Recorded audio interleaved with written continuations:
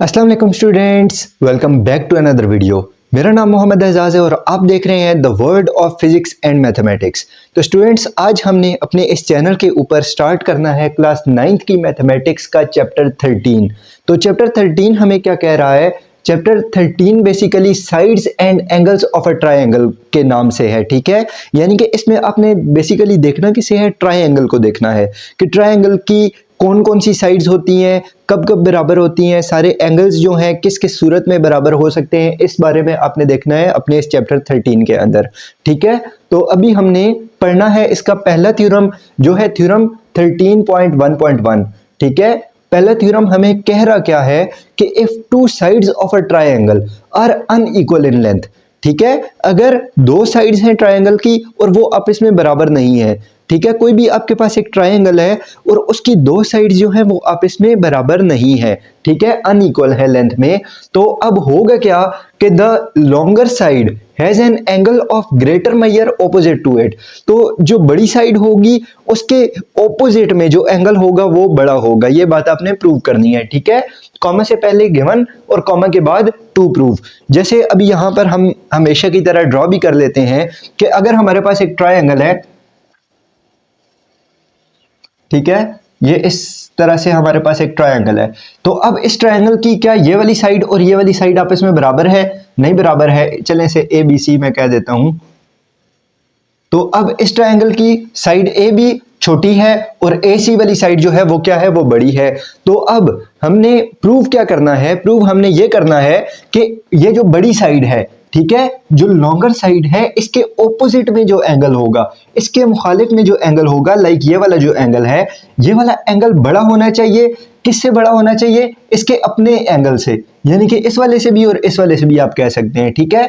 यानी कि इसका इस ए सी वाली साइड का अपना जो एंगल बन रहा है, इसके साथ एडजेसेंट जो एंगल है वो उस वाले एंगल से बड़ा होना चाहिए, वो वाला एंगल जो इस लॉन्गर साइड के ऑपोजिट में मौजूद है, ठीक है, लॉन्गर साइड के मुखालिफ सिमत में जो मौजूद है, ठीक है। ये चीज आपने प्रूव करनी है यहां पर। तो ये बात आप कैसे प्रूव करेंगे? ये बात आप ऐसे प्रूव करेंगे कि देखें, गिवन में तो आपको सिर्फ इतनी बात बता दी गई कि दो साइड्स हैं और वो क्या है, वो आपस में इक्वल नहीं है। यानी कि एक ट्रायंगल आपको दिया गया है, एक ट्रायंगल एबीसी, ट्रायंगल एबीसी है आपके पास कोई भी एक, ठीक है। और इस ट्रायंगल के अंदर साइड ए बी जो है वो क्या है, वो छोटी है और साइड ए सी जो है वो बड़ी है, ठीक है। तो यहां पर हमने यही कह दिया कि side A C is greater than side A B. अब आप इतना तो पढ़ ही चुके होंगे कि ये जो साइन होता है इनइक्वालिटी का, ये क्या होता है? ये ग्रेटर देन या लेस देन को शो करता है। लेट्स सपोज ये अब जिस साइड पर ये ओपन हो रहा होता है, जैसे अब इस साइड पर ये ओपन है ना, इस साइड पर, तो ये ओपन वाली साइड जो होती है वो ग्रेटर होती है और ये जिस साइड पर इसकी नोक है वो साइड क्या होती है, वो लेस होती है। लेट्स सपोज मैं यहां पर कोई भी कह देता हूं, मैं कह देता हूं कि साइड ए सी बड़ी है ना, ए सी बड़ी मैंने लिखनी है, तो ए सी को मैं इस साइड पे लिखूंगा और ए बी जो है वो छोटी है तो ए बी को मैं इस साइड पे लिखूंगा। तो ये इस तरीके से मैंने आपको एक इनइक्वालिटी के साइन का थोड़ा सा बता दिया, ठीक है, ताकि कंफ्यूजन ना हो आपको। तो अब इसमें क्या है कि हमें बताया हुआ है कि साइड ए सी जो है, साइड ए सी वो ये वाली जो साइड है, ये क्या है, ये बड़ी है और ये वाली साइड छोटी है। क्यों? क्योंकि हमें इसने स्टेटमेंट में कहा हुआ था कि अगर दो साइड्स हैं ट्रायंगल्स की और वो क्या है, वो अनइक्वल इन लेंथ है, लेंथ के अंदर वो बराबर अगर नहीं है, तो बराबर नहीं है मतलब जाहिर सी बात है एक बड़ी होगी एक छोटी होगी। अब जैसे हमने ट्रायंगल बनाया उसमें क्या है, ए सी वाली साइड बड़ी है तो और ए बी वाली साइड जो है वो छोटी है, तो हमने लिख लिया कि A C is greater than A B, ठीक है। अच्छा, अब उसके बाद क्या है, हमने प्रूव क्या करना था? हमने प्रूव ये करना था कि बड़ी साइड के मुखालिफ सिमत में जो एंगल है, यानी कि ये साइड बड़ी है तो इसके ऑपोजिट में जो एंगल है वो ये वाला है, ठीक है, एंगल ए बी सी वाला एंगल, ठीक है। ये ए बी सी एंगल जो है ये ग्रेटर है किससे? एंगल ए सी बी से, इस वाले एंगल से, एंगल ए सी बी से। तो यही बात मैंने क्या करनी है, ये बात मैंने प्रूव करनी है कि angle A B C greater है एंगल ए सी बी से। ये बात एट द एंड मैंने प्रूव करके दिखानी है, जैसे भी करूं वो मेरा काम है। अब उसके बाद मैं क्या करूंगा कि इस बात को प्रूव करने के लिए मैं कुछ ना कुछ स्टेप्स खुद से करूंगा, जिसे मैं कहूंगा कंस्ट्रक्शन, कि ये काम मैंने क्या किया, खुद से किया। अब मैंने क्या किया है, इसके अंदर on A C take a point D. अब आपने क्या कर लेना है, ये ए सी वाली जो आपके पास लाइन है ना, ए सी वाली, इसके ऊपर आपने एक पॉइंट डी ले लेना है। बट वो डी पॉइंट कहां पर लेना है, इस तरीके से लेना है कि such that A D is equal to A B, कि ए डी वाली लाइन जो हो वो ए बी के बराबर आ जाए। क्या मतलब कि जितनी लाइन ये ए बी वाली है उतनी ही लाइन आपने क्या करनी है, उतनी ही मेजर आपने करनी है इसके ऊपर, ए सी वाली लाइन के ऊपर, यानी कि ये तकरीबन ये इस जगह पर।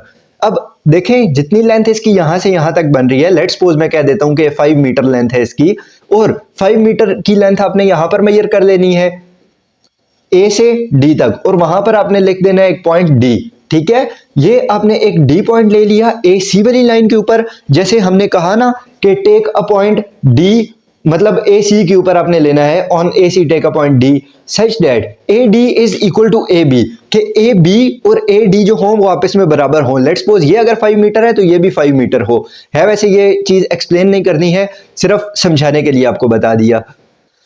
तो अब क्या किया हमने, अब हमने क्या कर दिया, join B to D, B को डी के साथ हमने क्या कर दिया, ज्वाइन करवा दिया, डॉटेड लाइन में ज्वाइन करवाएंगे, क्यों, क्योंकि कंस्ट्रक्शन में हम काम कर रहे हैं ये वाला।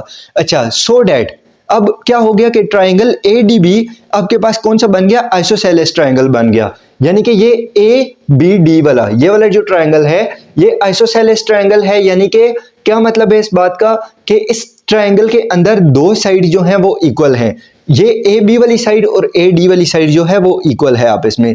ठीक है, अब उसके बाद आपने क्या कर दिया, उसके बाद आपने एंगल्स के नाम दे दिए, एंगल 1 और एंगल 2, यानी कि आपने इस वाले एंगल को, एक सेकंड यहां से इसको मैं रिमूव कर देता हूं, अब आपने इस वाले एंगल को, ये वाला जो एंगल है इसको आपने एंगल 1 का नाम दे दिया, और इस वाले एंगल को आपने एंगल 2 का नाम दे दिया, ये साथ मैंने लिख दिया है। ठीक है, एंगल 2 का नाम दे दिया। अच्छा, अब ये जो एंगल 1 है, एंगल 1 जो है ये फुल एंगल बी नहीं है, यानी कि एंगल ए बी सी नहीं है, ये एंगल 1 जो है वो एंगल ए बी डी वाला है। ठीक है, यानी कि यहां से यहां तक है, ये यहां तक है, इससे नीचे वाला नहीं है। ठीक है, ये वाला हिस्सा जो है इसका एक्सक्लूडेड है फिलहाल के लिए। अच्छा, अब उसके बाद हमने क्या किया, कंस्ट्रक्शन हमारी हो गई, अब हम आ गए प्रूफ्स के ऊपर। प्रूफ के ऊपर हमने देखा क्या कि in triangle A B D, अगर मैं देखूं इस ट्राइंगल ए बी डी को, यानी कि ये वाला जो मेरे पास ट्राइंगल बन रहा है ए बी डी, ठीक है, ये वाला जो ट्राइंगल मेरे पास बन रहा है, अगर मैं अभी इस ट्राइंगल को फिलहाल देखूं, ठीक है, तो इस ट्राइंगल के अंदर एंगल 1 और एंगल 2 जो होंगे वो आपस में बराबर होंगे। क्यों बराबर होंगे भाई, एंगल 1 और एंगल 2 आपस में इस वजह से बराबर होंगे क्योंकि कभी भी आपके पास आइसोसेलेस ट्राइंगल होता है अगर, तो उसके जो साइड्स होती हैं, मतलब जो बराबर साइड होती हैं, उनके आमने सामने वाले एंगल्स जो होते हैं वो बराबर होते हैं, यानी कि angles opposite to the congruent sides, के ये वाली side A D A B के बराबर है, तो ए डी के मुखालिफ वाला एंगल जो होगा वो ए बी के मुखालिफ वाले एंगल के साथ क्या होगा, इक्वल होगा। तो इस वजह से हमने लिख लिया कि angle 1 is equal to angle 2, angle 1 और एंगल 2 हमारे पास बराबर हैं। अच्छा, अब हमने क्या कर दिया, इसको मतलब इक्वेशन 1 का नाम दे दिया, क्योंकि ये रिजल्ट जो है ये हम आगे यूज करेंगे। अब इसके बाद हमने देखा दूसरे ट्राइंगल को, ट्राइंगल बी सी डी जो बन रहा है, यानी कि ये वाला, ये बी सी डी, ये वाला जो ट्राइंगल हमारे पास बन रहा है, ये नीचे वाला जो ट्राइंगल है, इसको अगर अभी हम गौर से देखें तो इस ट्राइंगल के अंदर आपके पास जो एंगल ए सी बी है, यानी कि ये एंगल सी वाला जो एंगल है, एंगल सी जो है आपके पास एंगल ए सी बी उसने पूरा कह दिया है, आप बेशक एंगल डी सी बी भी कह दें, कोई इशू नहीं है। ठीक है, एंगल ए सी बी जो है वो क्या है, वो छोटा है, लेस देन है किसके, मेजरमेंट एंगल 2 के। ठीक है, एंगल 2 से छोटा है ये वाला एंगल सी, यानी कि एंगल 2 जो है वो बड़ा है एंगल सी से, एंगल 2 जो है वो बड़ा है एंगल सी से। ठीक है, यानी कि ये वाला जो ऊपर वाला एंगल है ये बड़ा है, ये नीचे वाला एंगल जो है ये छोटा है। अब ये किस रूल के मुताबिक छोटा है, किस रूल के मुताबिक बड़ा है, तो स्टूडेंट्स कभी भी आप कोई भी ट्राइंगल ले लें, लेट्स सपोज इसी ट्राइंगल को अगर मैं सीधा करके यहां पर बना लूं तो ये कुछ इस तरीके का बनेगा, ये कुछ इस तरीके से बनेगा। एक सेकेंड, ये इसको अगर मैं ऐसे करूं तो ये इस तरीके से कुछ करके बन जाएगा आपके पास। अच्छा, अब हमेशा होता क्या है कि अगर आप इस एंगल को देख रहे हैं ना, इस एंगल को, ठीक है, तो ये वाला एंगल जो होगा, ये इसी को अगर मैं डॉटेड लाइन करके लेकर जाऊं, ये वाला एंगल जो होगा ये इस वाले एंगल से बड़ा होगा हमेशा। क्यों बड़ा होता है, क्यों, इसकी रीजन सिर्फ इतनी है कि कोई भी आपके पास ट्राइंगल है अगर, ठीक है, उसका एक्सटीरियर एंगल हमेशा बड़ा होता है नॉन एडजेसेंट इंटीरियर एंगल से। ठीक है, एडजेसेंट इंटीरियर एंगल जो है वो ये वाला है, ठीक है। ये अगर मैं इस एंगल की बात कर रहा हूं ना, तो इसके साथ जो एडजेसेंट है, इसके साथ जो मिला हुआ है, वो ये वाला एंगल होगा। और नॉन एडजेसेंट कौन सा है? ये वाला भी नॉन एडजेसेंट है, ये वाला भी नॉन एडजेसेंट है। और अगर आप गौर से देखें तो ये वाला एंगल भी इससे छोटा है और ये वाला एंगल भी इससे छोटा है, ठीक है। तो इस वजह से अब यहां पर आप देखें, इस ट्रायंगल के अंदर आप देखें क्या है कि इसको अगर आप बेस मान ले, डीसी को अगर आप बेस मान ले, यानी कि ये जो है ये आपके पास पॉइंट डी है, ये सी है और ये बी है। इसी ट्रायंगल को मैंने क्या कर दिया, इसको ऐसे मैंने खड़ा करके, यानी कि यहां से इसको मैंने उठाया और उठा के यहां पर ऐसे खड़ा करके मैंने यहां पर बनाया सिर्फ, ठीक है, और कुछ भी नहीं किया। तो आपको इजी अल्फाज में समझाने के लिए।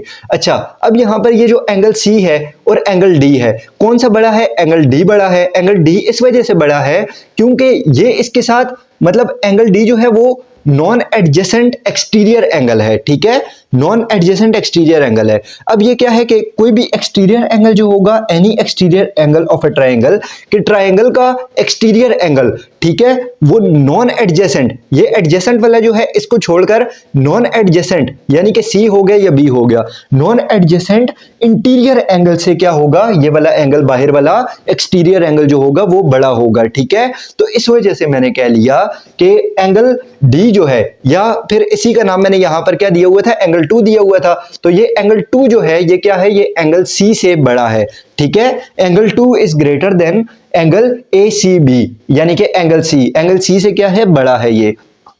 अच्छा, यहां तक तो हो गई बात, समझ आ गई हमें। अब इसको मैंने, इस रिजल्ट को इक्वेशन 2 का नाम दे दिया। अब जैसे कि मुझे पता था कि एंगल 1 और एंगल 2 क्या है, आपस में बराबर हैं, ये बात मैंने पहले लिखी थी कि एंगल 1 और एंगल 2 आपस में बराबर हैं। तो जब ये एंगल 2 बड़ा है ACB से, तो जाहिर सी बात है 2 और 1 है ही बराबर, तो एंगल 1 भी तो ACB से बड़ा होगा, कोई शक तो नहीं है इसमें। क्यों? क्योंकि दो बराबर है ना ये। अगर ये भी 5 मीटर है, ये भी 5 मीटर है, तो अगर ये वाला मतलब एंगल 2 अगर ACB से बड़ा है, तो इसी तरीके से एंगल 1 भी ACB से बड़ा होगा। क्यों? क्योंकि दोनों बराबर हैं, ठीक है। बाय इक्वेशन 1 एंड 2 के 1 में हमने कहा था कि दोनों बराबर हैं और 2 में हमने कहा था कि 2 बड़ा है, तो ऑफ कोर्स हम कह सकते हैं कि 1 भी बड़ा होगा इससे। सही है, यहां तक बात आपको आ गई समझ।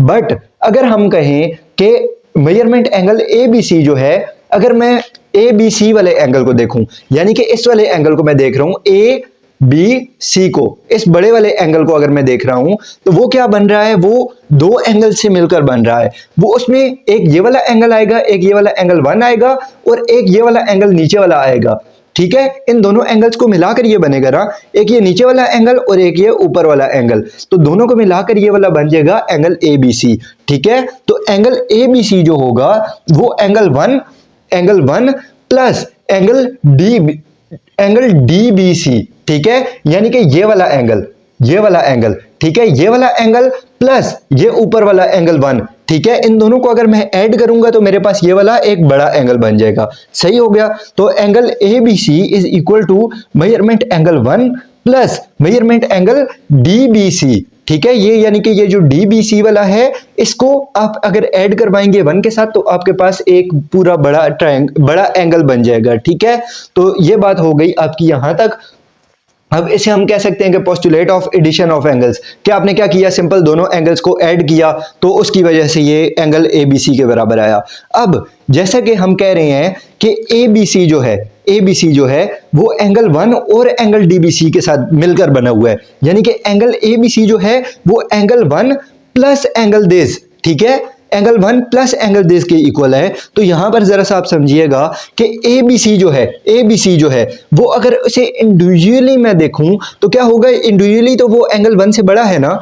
क्यों? क्योंकि एंगल 1 के साथ जब तक मैं एंगल DBC को ऐड नहीं करूंगा तब तक आपके पास ABC नहीं बनेगा। तो अगर आप सिर्फ ABC को देखें, सिर्फ एंगल ABC को देखें, तो वो क्या होगा, वो सिर्फ अगर एंगल 1 की निस्बत से मैं देख रहा हूं तो एंगल 1 से तो सिर्फ वो बड़ा हो जाएगा, और अगर एंगल 1 के अंदर मैं ये वाला ऐड करूंगा तब ये उसके बराबर होगा।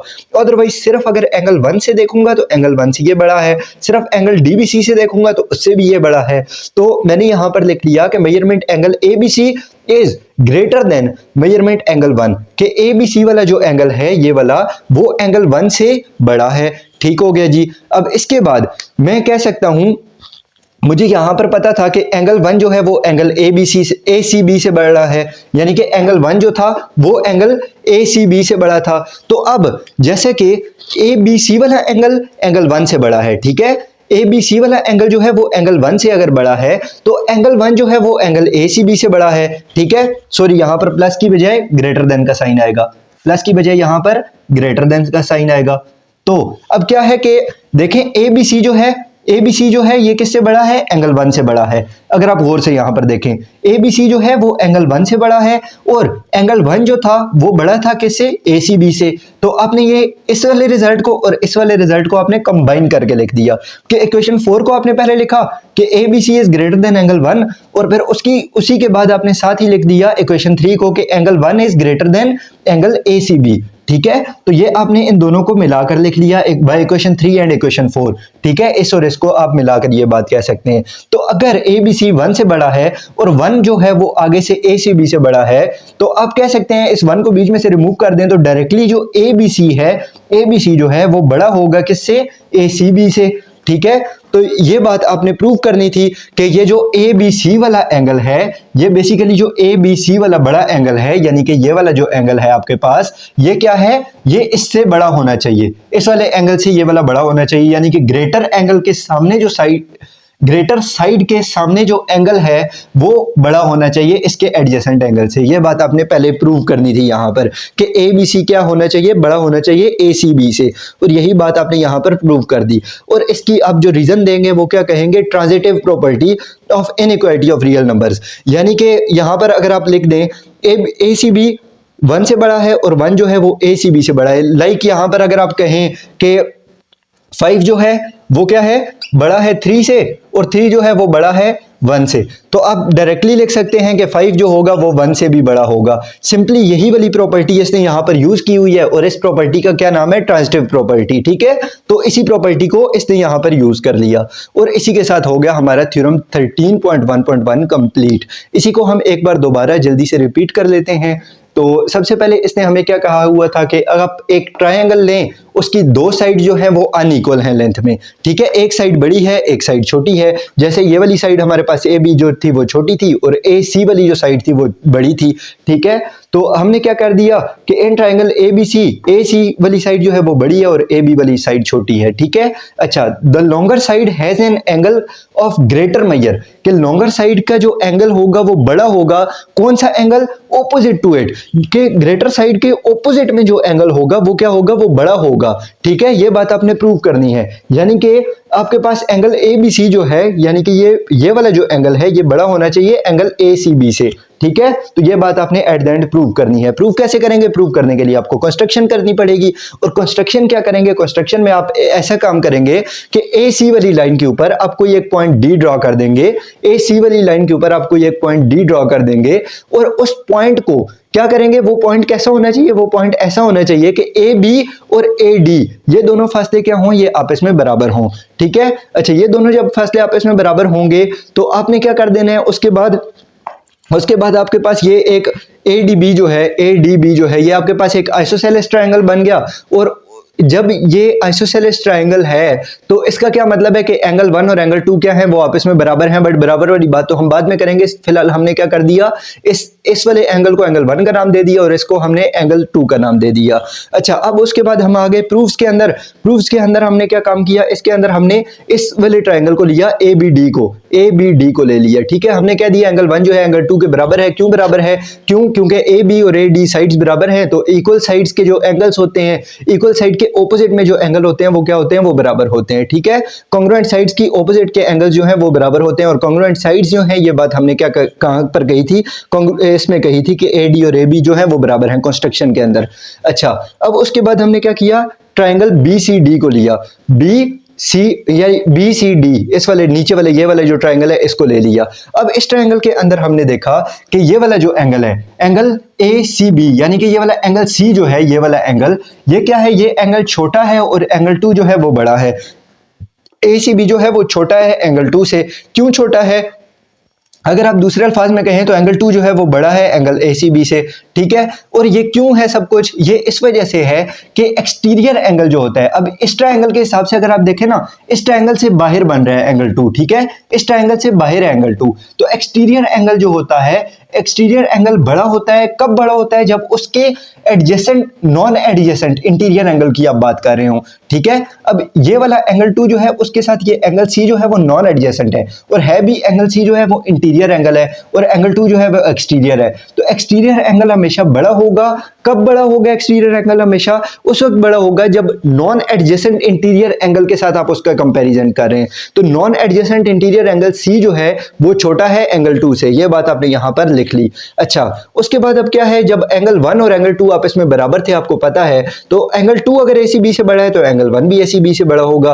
फिर उसके बाद अब अगर आप एंगल ABC को देखें, इस बड़े वाले एंगल को देखें, एंगल ABC को, ठीक है, तो ये क्या है, ये एंगल 1 ये दो हिस्सों से बन रहा है। एक आपके पास क्या है, एक आपके पास एंगल 1 है और दूसरा आपके पास एंगल DBC है, DBC, यानी कि एक आपके पास ये नीचे वाला एंगल है और एक आपके पास ये एंगल ऊपर वाला 1 है, यानी कि दोनों एंगल्स को आप ऐड करेंगे तो आपके पास एक बड़ा एंगल ये वाला बन जाएगा। एक आपके पास क्या बन जाएगा, ये बड़ा एंगल एक बन जाएगा, ठीक है। तो ये तब बनेगा जब आप ऊपर वाले एंगल को और नीचे वाले एंगल को ऐड करेंगे, यानी कि एंगल 1 प्लस एंगल DBC, ठीक है। तो अगर अब ABC को आप देखें तो ABC किससे बन के बना है, किससे मिलके बना है, एंगल 1 से और एंगल DBC से। तो एंगल 1 के साथ अगर आप सिर्फ इसका कंपैरिजन करें तो ABC जाहिर सी बात है 1 से तो है ही बड़ा, ठीक है, क्योंकि 1 और B मतलब DBC ये दोनों मिलकर एक एंगल ABC बना रहे हैं। तो एंगल 1 से तो जाहिर सी बात है एंगल ABC हर हाल में है ही बड़ा, ठीक है। तो आपने लिख लिया कि angle ABC is greater than angle 1। अच्छा, अब जब ABC जो है वो 1 से बड़ा है और ये 1 जो है वो ACB से बड़ा है, तो आप लिख लें कि एंगल ABC 1 से बड़ा है और 1 जो है वो किससे बड़ा है, ये आपने ये बात यहां पर इक्वेशन 3 के अंदर प्रूव की थी कि एंगल 1 जो है वो एंगल ACB से बड़ा है, ठीक है। तो आप इस 1 को बीच में से निकाल दें, यानी कि यही वाला सिस्टम, जैसे मैंने कहा था कि 5 3 से बड़ा है और 3 1 से बड़ा है, तो आप डायरेक्टली कह सकते हैं कि 5 किससे है, 1 से बड़ा है। तो इसी तरीके से जब एंगल ABC एंगल 1 से बड़ा है और एंगल 1 आगे से एंगल ACB से बड़ा है, तो आप डायरेक्टली लिख लें कि एंगल ABC जो है वो बड़ा है किससे, एंगल ACB से। यानी कि अगर प्रैक्टिकली आप देखें तो ये एंगल ABC, ये वाला एंगल ABC जो है, ये वाला एंगल ये बड़ा है किससे, एंगल C से, यानी कि एंगल ACB से। क्यों बड़ा है, ये इस हिसाब से बड़ा है कि मतलब हमने ये बात प्रूव करनी थी ना कि जो ग्रेटर साइड होगी, जो लॉन्गर साइड होगी, उसके ऑपोजिट में जो एंगल होगा वो क्या होगा, वो बड़ा होगा। तो ये बात हमने यहाँ पर प्रूव कर दी है, यही बात हमने प्रूव करनी थी, यही बात हमने प्रूव कर दी है। तो इसके साथ हो गया हमारा थ्योरम 13.1.1 कंप्लीट। मिलते हैं नेक्स्ट वीडियो में जिसमें हम पढ़ेंगे थ्योरम 13.1.2। बाय बाय, टाटा, अल्लाह हाफिज, अपना ख्याल रखिएगा।